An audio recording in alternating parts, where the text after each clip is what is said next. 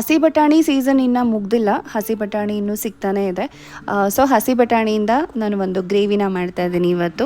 ಹಸಿ ಬಟಾಣಿ ಇಲ್ಲ ಅಂತ ಹೇಳಿದ್ರೆ ಒಣಗಿರೋ ಬಟಾಣಿನ ನೀವು ನೆನೆಸ್ಬಿಟ್ಟು ಅದರಿಂದ ಕೂಡ ಈ ಗ್ರೇವಿನ ಮಾಡಬಹುದು. ಬಟಾಣಿನ ಒಂದು 3 ವಿಷಲ್ ಕುಕ್ಕರಲ್ಲಿ ನಾನು ಕುಕ್ ಮಾಡಿ ಇವಾಗ ಅದು ತಣ್ಣ ಆದಮೇಲೆ ಅದನ್ನು ಸ್ವಲ್ಪ ಸ್ಮ್ಯಾಶ್ ಮಾಡ್ಕೋತಾ ಇದ್ದೀನಿ. ಕಂಪ್ಲೀಟಾಗಿ ಅದನ್ನು ಸ್ಮ್ಯಾಶ್ ಮಾಡ್ಕೋತಾ ಇಲ್ಲ, ಒಂದು ಅರ್ಧ ಸ್ವಲ್ಪ ಸ್ಮ್ಯಾಶ್ ಮಾಡ್ಕೋತಾ ಇದ್ದೀನಿ. ಈ ಥರ ಮಾಡ್ಕೊಳ್ಳೋದ್ರಿಂದ ಗ್ರೇವಿ ಸ್ವಲ್ಪ ನಾವು ತಿಕ್ಕಾಗಿ ಮಾಡಬಹುದು. ಈಗ ನೀವು ನೋಡ್ತಿರೋ ಥರ ಈ ಥರ ಹಾಫ್ ಸ್ಮ್ಯಾಶ್ ನಾನು ಮಾಡಿ ಇವಾಗ ಇದನ್ನು ಪಕ್ಕದಲ್ಲಿ ಇಟ್ಕೋತಾ ಇದ್ದೀನಿ.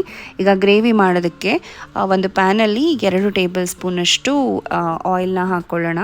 ನಂತರ ಬೇಸಿಕ್ ಮಸಾಲೆಗಳನ್ನ ಹಾಕ್ಕೊಳ್ಳೋಣ. ಒಂದು ಬೇ ಲೀಫು, ಒಂದು ಏಲಕ್ಕಿ, ಒಂದು ಸ್ಟಾರ್ ಅನಿಸ್, ಚಕ್ಕೆ, ಲವಂಗ, ಹಾಗೆ 1 ಸ್ಪೂನಷ್ಟು ಜೀರಿಗೆ, 1 ಟೀ ಸ್ಪೂನಷ್ಟು ಜೀರಿಗೆ.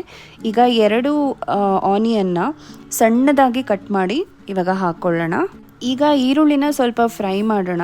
ಅದು ಸ್ವಲ್ಪ ಗೋಲ್ಡನ್ ಬ್ರೌನ್ ಆಗೋ ತನಕನೂ ಅದನ್ನು ಸ್ವಲ್ಪ ಫ್ರೈ ಮಾಡ್ಕೊಳ್ಳೋಣ. ಹಾಗೆ ಇಲ್ಲಿ ನಾನು ಬಟಾಣಿ ತೊಗೊಂಡಿರೋದು ಒಂದು 200 ಗ್ರಾಮಷ್ಟು. 200 ಗ್ರಾಮ್ ಬಟಾಣಿ ತೊಗೊಂಡ್ರೆ ಒಂದು 3ರಿಂದ 4 ಜನಕ್ಕೆ ನಾವು ಗ್ರೇವಿನ ಪ್ರಿಪೇರ್ ಮಾಡಬಹುದು. ಈಗ 1 ಸ್ಪೂನು ಶುಂಠಿ ಬೆಳ್ಳುಳ್ಳಿ ಪೇಸ್ಟನ್ನ ಹಾಕೋತಾ ಇದ್ದೀನಿ. ಶುಂಠಿ ಬೆಳ್ಳುಳ್ಳಿನ ನೀವು ಕ್ರಷ್ ಮಾಡಿ ಹಾಕ್ತೀರಾ ಅಂತ ಹೇಳಿದ್ರು ಅದು ಒಳ್ಳೆ ಟೇಸ್ಟನ್ನ ಕೊಡುತ್ತೆ. ನೀವು ಹಾಕಬೇಕಾದ್ರೂ ಹಾಕ್ಬೋದು. ಇವಾಗ ಇದರೆಲ್ಲ ಸ್ವಲ್ಪ ಚೆನ್ನಾಗಿ ಮಿಕ್ಸ್ ಮಾಡ್ತಾ ಇದ್ದೀನಿ. ನಂತರ 2 ಟೊಮ್ಯಾಟೋನ ತೊಗೊಂಡಿದ್ದೀನಿ. 2 ಟೊಮ್ಯಾಟೋದು ಪ್ಯೂರಿನ ಮಾಡಿಕೊಂಡು ಹಾಕ್ತಾ ಇದ್ದೀನಿ. ಇವಾಗ ಟೊಮ್ಯಾಟೊ ಕೂಡ ಸ್ವಲ್ಪ ಚೆನ್ನಾಗಿ ಕುಕ್ ಆಗಬೇಕು. ನಂತರ ಇವಾಗ ಗ್ರೇವಿಗೆ ಡ್ರೈ ಮಸಾಲೆಗಳನ್ನ ಹಾಕೋಣ. 1 ಟೀ ಸ್ಪೂನಷ್ಟು ಖಾರ ಪುಡಿ, 1 ಟೀ ಸ್ಪೂನಷ್ಟು ಧನಿಯಾ ಪುಡಿ, ಹಾಗೆ ಅರ್ಧ ಟೀ ಸ್ಪೂನಷ್ಟು ಗರಂ ಮಸಾಲ ಪೌಡರ್, 1/4 ಸ್ಪೂನಷ್ಟು ಟರ್ಮರಿಕ್ ಪೌಡರ್ ಅಂದರೆ ಅರಿಶಿನ ಪುಡಿ. ಇವಾಗ ಈ ಮಸಾಲೆಗಳನ್ನೆಲ್ಲ ಚೆನ್ನಾಗಿ ಮಿಕ್ಸ್ ಮಾಡಿ ಇದು ಕೂಡ ಒಂದು 2ರಿಂದ 3 ನಿಮಿಷ ಸ್ವಲ್ಪ ಚೆನ್ನಾಗಿ ಕುಕ್ ಆಗಬೇಕು. ಟೊಮ್ಯಾಟೊ ಬೇಯ್ತಾ ಸ್ವಲ್ಪ ತಿಕ್ಕಾಗ್ತಾ ಹೋಗುತ್ತೆ. ಆವಾಗ ತಳ ಸೀದು ಹೋಗಬಾರ್ದು, ಅದಕ್ಕೋಸ್ಕರ ಸ್ವಲ್ಪ ನೀರನ್ನ ಹಾಕೋತಾ ಇದ್ದೀನಿ. ನಂತರ ಬೇಯಿಸಿಟ್ಕೊಂಡಿರೋ ಅಂಥ ಹಾಗೆ ಸ್ಮ್ಯಾಶ್ ಮಾಡಿ ಇಟ್ಕೊಂಡಿರೋ ಅಂಥ ಬಟಾಣಿನ ಇವಾಗ ಗ್ರೇವಿಯಲ್ಲಿ ಹಾಕ್ತಾ ಇದ್ದೀನಿ.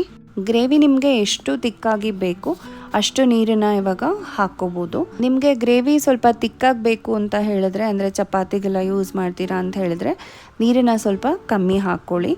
ಇವಾಗ ರುಚಿಗೆ ತಕ್ಕಷ್ಟು ಉಪ್ಪನ್ನ ಹಾಕ್ಕೋತಾ ಇದ್ದೀನಿ.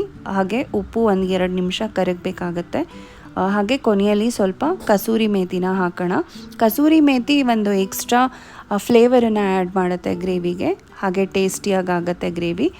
ಕೊನೆಯಲ್ಲಿ ಸ್ವಲ್ಪ ಕೊತ್ತಂಬರಿ ಸೊಪ್ಪನ್ನು ಹಾಕಿದ್ರೆ ಈ ಗ್ರೇವಿ ಆಲ್ಮೋಸ್ಟ್ ರೆಡಿ ಆಯಿತು. ಈ ರೆಸಿಪಿ ನಿಮ್ಗೆ ಇಷ್ಟ ಆಗಿದ್ರೆ ಒಂದ್ಸಲ ನೀವು ಟ್ರೈ ಮಾಡಿ ನೋಡಿ. ಹಾಗೆ ವಿಡಿಯೋ ಇಷ್ಟ ಆಗಿದ್ರೆ ಲೈಕ್ ಮಾಡಿ, ಶೇರ್ ಮಾಡಿ, ಕಮೆಂಟ್ ಮಾಡಿ. ನನ್ನ ಚಾನೆಲ್ಗೆ ಸಬ್ಸ್ಕ್ರೈಬ್ ಮಾಡ್ಕೊಳ್ಳಿ. Thanks for watching.